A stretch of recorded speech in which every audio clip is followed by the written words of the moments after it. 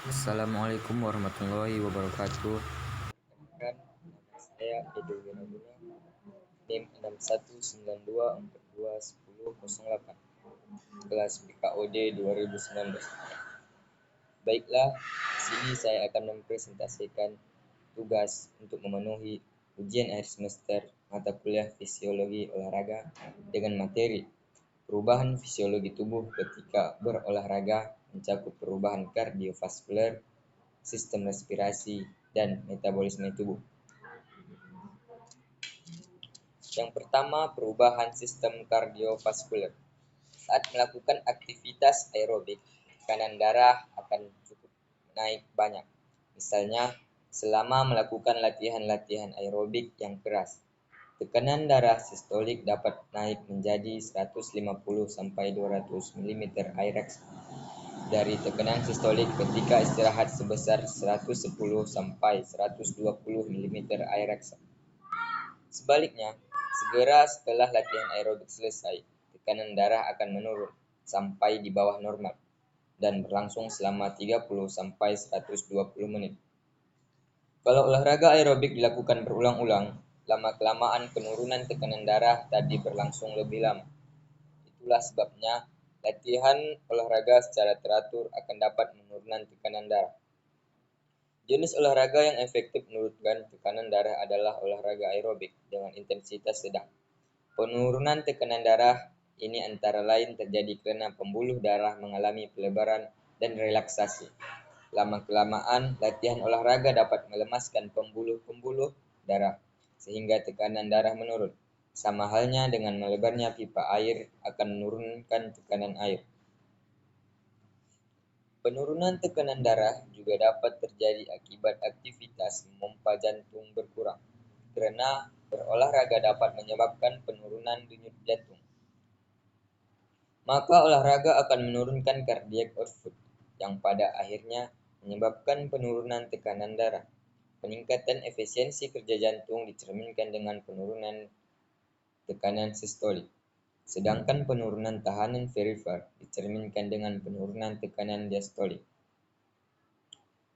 Sedangkan pada kelompok perlakuan, tekanan sistolik mengalami penurunan secara bermakna, sementara tekanan diastolik tidak mengalami penurunan secara bermakna.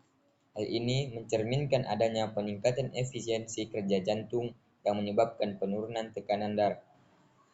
Sementara faktor penurunan tahanan perifer tidak terlalu berperan dalam penurunan tekanan darah. Perubahan pada sistem respirasi.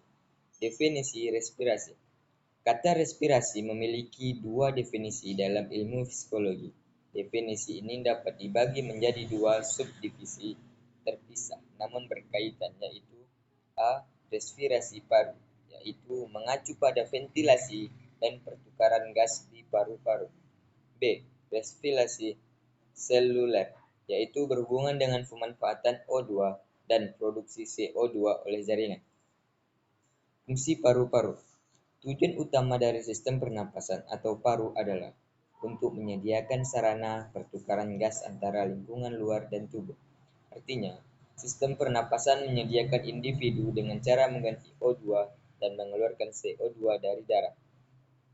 Pertukaran O2 dan CO2 antara paru-paru dan darah terjadi akibat ventilasi dan difusi. Ventilasi yaitu mengacu pada proses mekanis untuk memindahkan udara masuk atau keluar dari paru-paru. Difusi yaitu pergerakan acak molekul dari tempat dengan konsentrasi tinggi ke tempat konsentrasi yang rendah pada ketegangan O2 di paru-paru lebih besar daripada di dalam darah.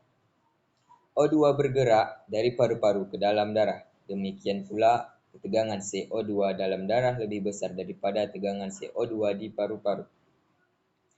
Dan dengan demikian CO2 bergerak dari darah ke paru dan berakhir. Struktur sistem pernapasan.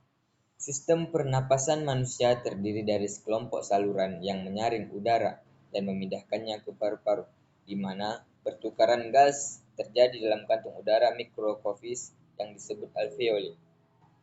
Organ-organ sistem pernapasan termasuk hidung, rongga hidung, faring, laring, trakea, pohon bronkus, dan paru-paru itu sendiri. Posisi anatomis paru-paru relatif terhadap otot utama inspirasi.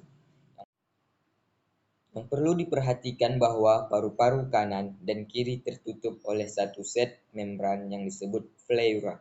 Pleura visceral melekat ke permukaan luar paru-paru, sedangkan pleura parietal melapisi dinding toraks dan diafragma. Yang ketiga, perubahan pada metabolisme tubuh.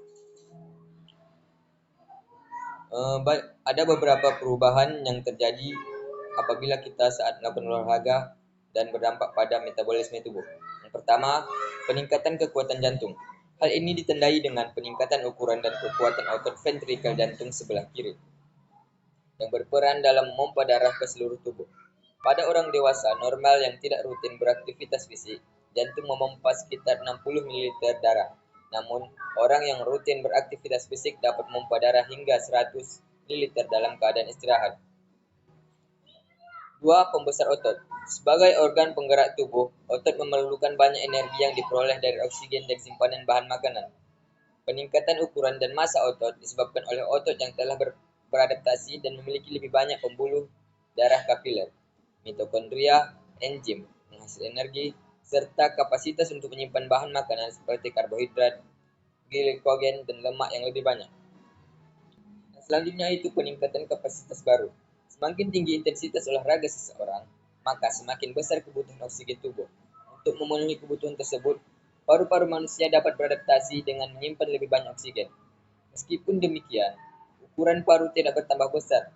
Peningkatan kapasitas paru membuat paru bisa menyimpan, menggunakan dan mendistribusikan oksigen lebih efisien, sehingga paru dapat bekerja dengan baik tanpa terlalu sering mengambil napas. Dan selanjutnya itu, tulang beregenerasi lebih cepat. Adaptasi tulang pada olahraga dapat dipicu kontraksi otot terhadap tulang. Ini membantu terjadinya proses regenerasi tulang oleh sel tulang yang baru setelah terjadi regenerasi. Sekian yang dapat saya sampaikan, lebih dan kurang mohon maaf. Assalamualaikum warahmatullahi wabarakatuh.